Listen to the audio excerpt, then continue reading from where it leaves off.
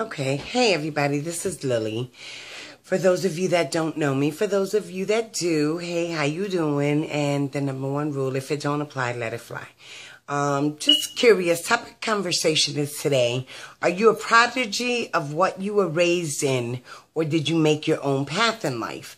A lot of us, when we grow up, if your mom was promiscuous, or if she was a stay-at-home mom and took care of you, or she was a working mom, or, if your dad was there, but he was, abusive or on drugs, or he was an amazing dad. Do you believe that you're a prodigy of what your upbringing was, or did you find your own path? A lot of times they say that men date women that remind them of their moms. And vice versa for the women, that women date women that remind them or similar to the context of the characters of their fathers. So did you make your own path, or is this statement true? I mean, I know there is some truth to it, obviously. The proof is in the pudding in history for umpteen million years, but I'm wondering I made my own path. I'm an example of, I grew up as a single mom, and my mom grew up, raised us. She was single.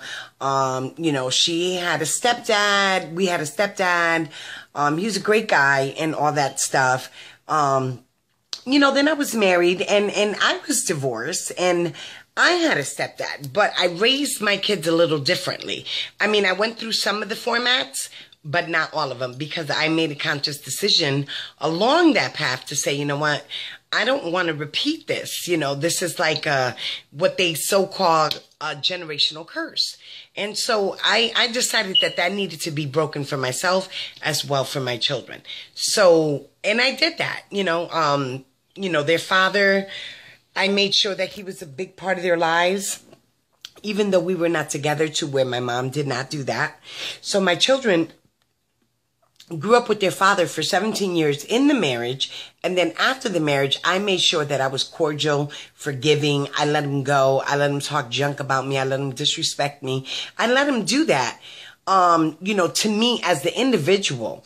But I did not allow that for the children. I had to disconnect so that I can break the generational curse. And by being the bigger person, he broke. And he was like, Lillian, I'm so sorry, and, you just like always been amazing, and you never got in the way of me and my kids. And I know that I came at you wrong, and I just want to apologize for that. So making the sacrifice broke the generational curse. And so my kids go with their dad every summer. They spend time with him every holiday.